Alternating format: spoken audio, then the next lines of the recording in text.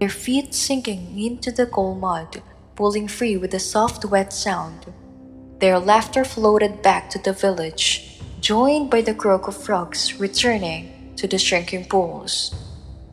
When the ground was ready, the work began in the earnest, not in a scramble, but in steady, communal flow. Families moved together into the fields, the seeds carried in baskets slung from shoulders or balanced carefully on heaps. The silt underfoot was cool and pliant, giving slightly with each step, releasing a scent that was both fresh and deep, as if it held the memory of distant rains and far-off mountains. Men walked in long deliberate arcs, scattering seeds from one hand while the other guided their path. Women followed with flat wooden tools, brushing the soil lightly over the seeds, tucking them into their beds as one might tuck a child into sleep.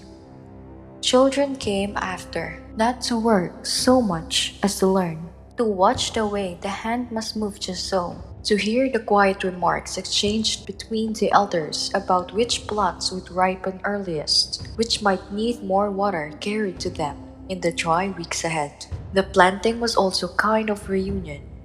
Neighbors who had seen each other only from across the floodwaters now worked side by side again, speaking of the fish they had caught, the repairs they had made, the offerings they had left at the river's edge. Stories from the high water months mingled with plans for the harvest to come. The voices rose and fell with the breeze, carrying across the wide open fields that had been a lake not long ago. Even as they worked, the people kept an eye on the water still remaining in the lower places.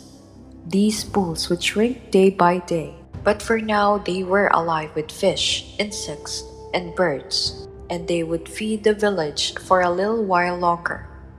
Sometimes a man would pause his planting to walk to a nearby pool, setting a small trap or casting a net in a practiced and hurried motion. The catch would be taken home for the evening meal, a final taste of the flood's generosity before the year turned fully to growth. The silt was the true inheritance of the flood, and the people treated it as such. Each handful seems to hold more than earth. It held promise, stored quietly through the months of waiting. The way it clung to the fingers before slipping free, the way it darkened when wet and lightened as it dried. These were signs the farmers read as easily as others might read a scroll. They knew which parts of the field would bear the strongest grain, which would be best for vegetables, which should rest a season to gather strength for the next year. In this way, the retreat of the flood was not an ending, but the start of the next chapter, one written in the slow looping script of the river's own hand. As the days passed and the planting neared completion, the air began to change once more. The heaviness of flood season lifted, replaced by a cleaner, drier warmth.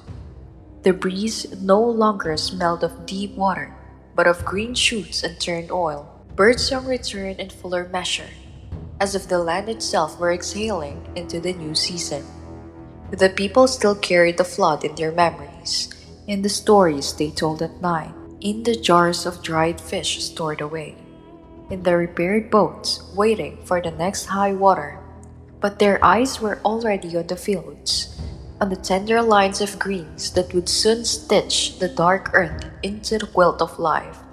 Evenings in the weeks after the flood had a softness that was their own. They did not carry the heavy stillness of the high water nights, when the air felt close and the water pressed against the walls of the village. Nor did they yet hold the dry clarity of the deep growing season, when the air cooled sharply after sunset. Instead, these evenings seemed to float in between, filled with the sense of damped earth giving itself over to the air, of green shoots breathing into open fields, of cooking fires finding their way through the spaces between homes.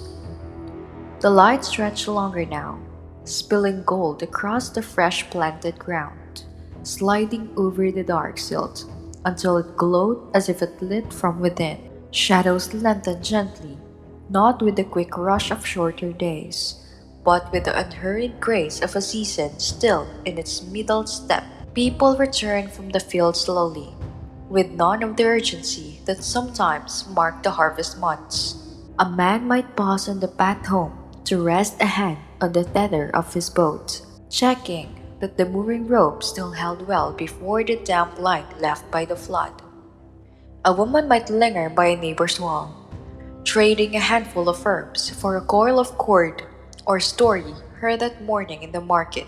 Children walked in loose groups, their feet dusted with the fine silt that still clung to the village paths, their voices drifting upward in half-finished songs that broke into laughter without reason. Even the animals moved in slower rhythm, goats standing in doorways as if watching the world pass, dogs trailing one another through the narrow pools still caught in shaded corners of the lanes. By the time the sun reached the horizon, the village had gathered itself inward. Fires were lit in courtyards and on terraces, their smoke curling into the cool air.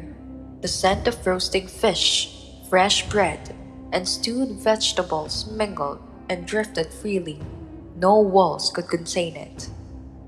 You could hear the faint clink of clay bowls being set down, the low murmur of conversations between people who had worked side by side that day, their words carrying the easy tone of those with no need to hurry. Meals were taken in the open, where the air night could pass between sips and bites, and the glow of lamps and embers casting shifting patterns on the walls behind the diners. The water, though further away now, was still close enough to be felt in the air, a faint coolness that seemed to rise from the ground itself.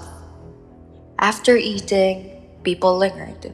Some stayed where they were, turning their stools towards the open sky to watch the first stars find their places. Others walked to the higher ground at the edge of the village, where they could see the moonlight catch on the last broad pools left behind by the flood.